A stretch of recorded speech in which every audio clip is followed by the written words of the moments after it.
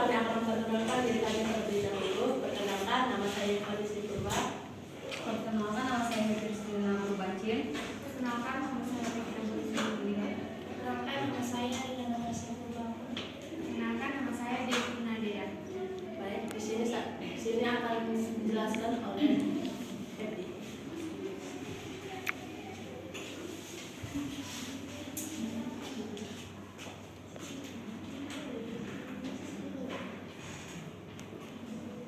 Nah, di situ ada pengertian teknik pengambilan data.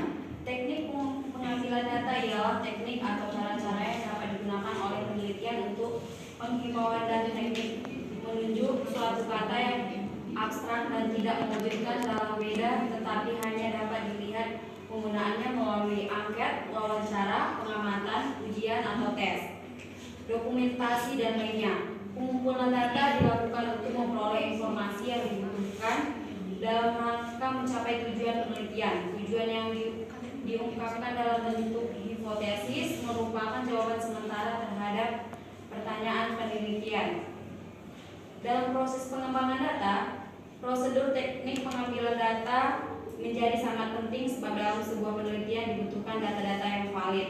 Sehingga dapat mengumpulkan data, bisanya penelitian memiliki sebuah hipotesis. Hipotesis itu sendiri adalah sebuah dugaan kesimpulan sementara tentang suatu hal yang akan diteliti. Selanjutnya akan dijelaskan oleh Nope.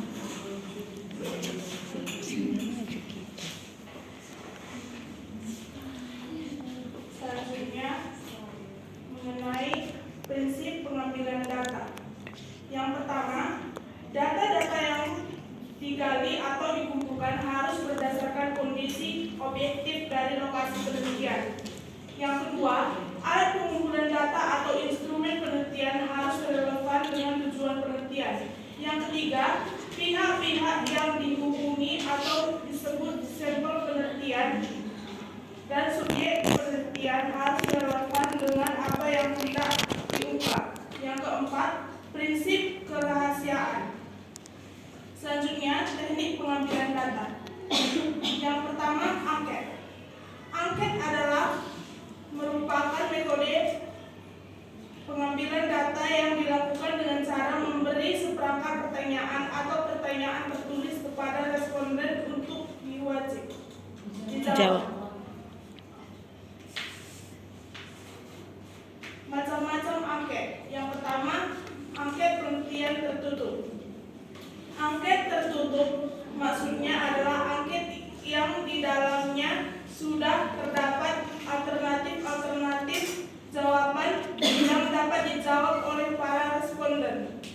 Alternatif jawaban pada angket terbuka bisa berupa ya atau tidak, atau bisa juga pilihan objektif sehingga responden memilih jawaban sesuai dengan yang dibutuhkan. Angket penelitian terbuka. Angket penelitian terbuka maksudnya adalah angket yang di dalamnya berkaitan dengan kolom yang dibahas dijawab oleh responden. Jawaban pada angket terbuka tidak dibatasi dengan alternatif jawaban seperti pada angket tertutup.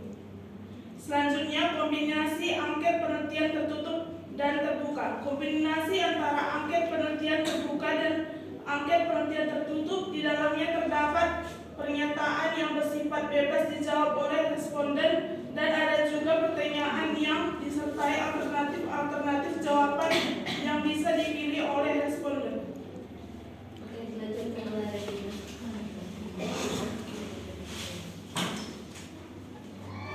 Yang kedua, wawancara. Wawancara adalah suatu tanya jawab secara tatap muka yang dilaksanakan oleh wawancara dengan orang yang diwawancarai untuk memperoleh informasi yang dibutuhkan. Wawancara merupakan teknik pengambilan data yang dilakukan melalui tatap muka dan tanya jawab langsung antara pengambilan data maupun peneliti terhadap narasumber atau sumber data. Bentuk dalam wawancara. Yang pertama, wawancara terstruktur. Dalam wawancara terstruktur, peneliti telah mengetahui dengan pasti informasi apa yang hendak digali dari narasumber. Pada kondisi ini, peneliti biasanya sudah membuat daftar pertanyaan secara sistematis. Peneliti juga bisa menggunakan berbagai instrumen peneliti seperti alat bantu recorder, kamera untuk foto, serta instrumen-instrumen lain. Yang kedua, wawancara tidak terstruktur. Wawancara tidak terstruktur adalah wawancara bebas. Peneliti tidak menggunakan pedoman wawancara yang berisi pertanyaan-pertanyaan spesifik, namun hanya membuat poin-poin penting dari masalah yang ingin digali dari responden.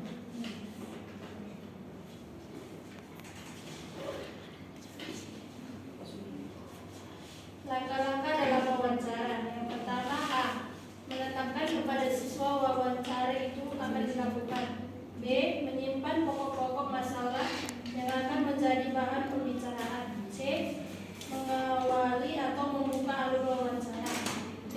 Mengonfirmasi kisah hasil wawancara dan mengakhirinya. E. Menuliskan hasil wawancara ke dalam catatan lapangan.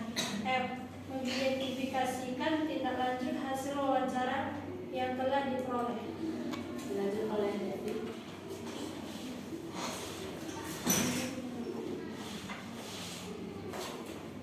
Selanjutnya saya akan menjelaskan tentang observasi, di mana observasi adalah teknik pengambilan data yang dilakukan lewat pengamatan langsung. Penelitian melakukan pengamatan di tempat terhadap objek penelitian untuk diamati menggunakan panca indera.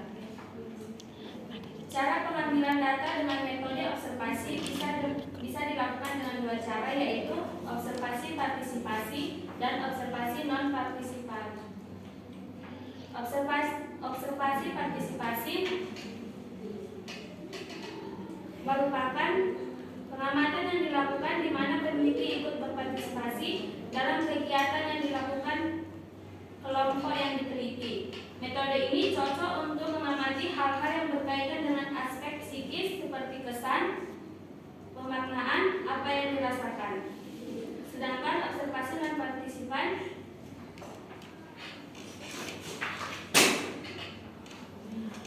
metode ini pengamatan dilakukan secara diam-diam agar partisipan tidak menyadari bahwa mereka sedang diamati, sehingga akurasi data bisa terjamin. Selanjutnya, studi dokumen dan teknik pengambilan data. Teknik pengambilan data dengan dokumentasi merupakan teknik pengambilan data yang diambil dari dokumen atau catatan peristiwa yang sudah berlalu. Dokumen dapat berbentuk tulisan, gambar, atau karya-karya monumental dari seseorang. Selanjutnya, teknik pengumpulan data dibagi menjadi dua, yaitu data primer dan data sekunder, di mana data primer merupakan data utama atau data pokok yang digunakan dalam penelitian. Data pokok dapat dideskripsikan sebagai jenis data yang diperoleh langsung dari tangan pertama subjek penelitian atau responden atau informan. Contohnya yaitu sensus nasional yang dikumpulkan oleh pemerintah biasanya melalui BPS, di mana pemerintah setelah berhasil melakukan sensus nasional senantiasa membagikan hasilnya di koran, majalah online, siaran, dan lain-lainnya. Yang kedua, data sekunder. Data sekunder adalah data pelengkap yang diperoleh tidak melalui tangan pertama, melainkan melalui tangan kedua, ketiga, atau seterusnya. Perkecualian juga dapat riset kuantitatif. Beberapa penelitian selalu mencontohkan dokumen seperti literatur atau naskah akademik, koran, majalah, pamflet, dan lain sebagainya. Contohnya yaitu catatan atau dokumentasi perusahaan berupa absensi, gaji, laporan keuangan publikasi perusahaan, laporan pemerintah, data yang diperoleh dari majalah, dan lain sebagainya.